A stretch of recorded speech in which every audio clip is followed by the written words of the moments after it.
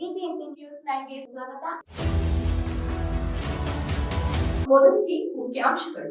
RSS ಅವರು ಸತ್ತೋಗಿರೋರು vote ಹಾಕ್ಬಿಟ್ಟು ಹೋಗಿರೋದು ನಾವು ಬಹಳ ಸಲ ನೋಡಿದೀವಿ. ಕುಮಾರಸ್ವಾಮಿ ಅವರು ಹೇಳೋದು ರಾಮನಗರದಲ್ಲಿ ಮಸೀದಿಯಲ್ಲಿ ಅಥವಾ ಕಾಂಗ್ರೆಸ್ ಪಕ್ಷದ ನಾಯಕರ ಮನೆಗಳಲ್ಲಿ ಎನ್ಯುಮರೇಷನ್ ಫಾರ್ಮ್ಸ್ ಫಿಲ್ ಮಾಡ್ತಾ ಇದ್ದಾರೆ ಅಂತ ಹೇಳಿ.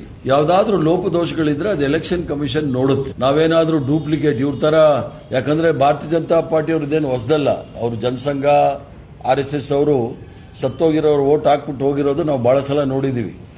ಬೂತ್ ಓಪನ್ ಆದ ತಕ್ಷಣ ಸತ್ತೋದವ್ರು ಎಷ್ಟು ಜನ ಇದ್ದಾರೆ ಸ್ವರ್ಗದಿಂದ ಕರ್ಕೊಂಬಂದು ಅವ್ರು ವೋಟ್ ಹಾಕ್ಬಿಟ್ಟು ಹೋಗ್ತಾ ಇರ್ತಾರೆ. ಈ ಕೆಲಸ ಭಾರತೀಯ ಜನತಾ ಪಾರ್ಟಿ ಎಕ್ಸ್ಪರ್ಟ್ಸ್ ಅವರು, ಡಾಕ್ಟರೇಟ್ ತಗೊಂಡಿರೋರು. ಇವ್ರು ನಮಗೆ ಹೇಳೋದು ಬೇಡ. ನಾವು ಯಾವತ್ತೂ ಸಹ ಅಡ್ಡದಾರಿ ಹಿಡಿದು ಸರ್ಕಾರವನ್ನಾಗಲಿ ಚುನಾವಣೆ ಗೆಲ್ಲಲಿಕ್ಕೆ ನಾವು ಪ್ರಯತ್ನ ಮಾಡೋ ಜನ ಅಲ್ಲ.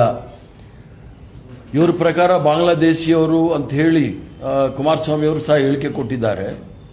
ರಾಮನಗರದಲ್ಲಿ ಹೋದ ಬಾರಿ ಒಂದು ಉಪಚುನಾವಣೆಯಲ್ಲಿ ಶ್ರೀಮತಿ ಕುಮಾರಸ್ವಾಮಿ ಅವರು 1 ಲಕ್ಷದಲ್ಲಿ ಗೆದ್ರಲ್ಲ, ಆಗ ಬಾಂಗ್ಲಾದೇಶಿಯವರು ಇರಲಿಲ್ವಾ ಅಂತ ನಾನು ಕೇಳಕ್ಕೆ ಇಚ್ಛೆ ಬೀಳ್ತೇನೆ.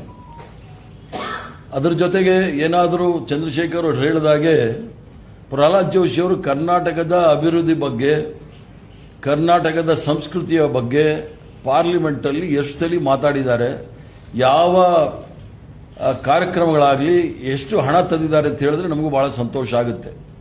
2023 ಚುನಾವಣೆ ಮೊದಲು ಮಹದಾಯಿ ಇದು ಆಗೋಯ್ತು ಅಂತೇಳಿ ಅಲ್ಲಿ ಕೇಕೆ ಹೊಡೆದಿದ್ದೆ ಹುಬ್ಳಿಯಲ್ಲಿ.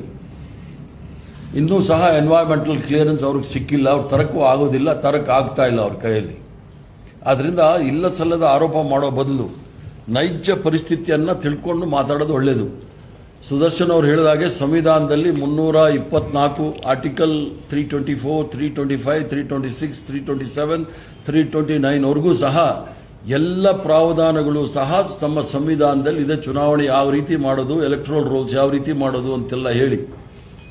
ಆದರೆ ಇವ್ರಿಗೇನಾದ್ರೂ ಅದರ ಲೋಪದೋಷ ಕಂಡಿಡಿದ್ರೆ ಅದರಲ್ಲಿ ಸರಿ ಮಾಡ್ಕೊಳ್ಬೋದಿತ್ತು. ಆದರೆ ಇವರ ಹುನ್ನಾರ ಮೊದಲು CAA ಮಾಡಿದ್ರು, NRC ಮಾಡಿದ್ರು,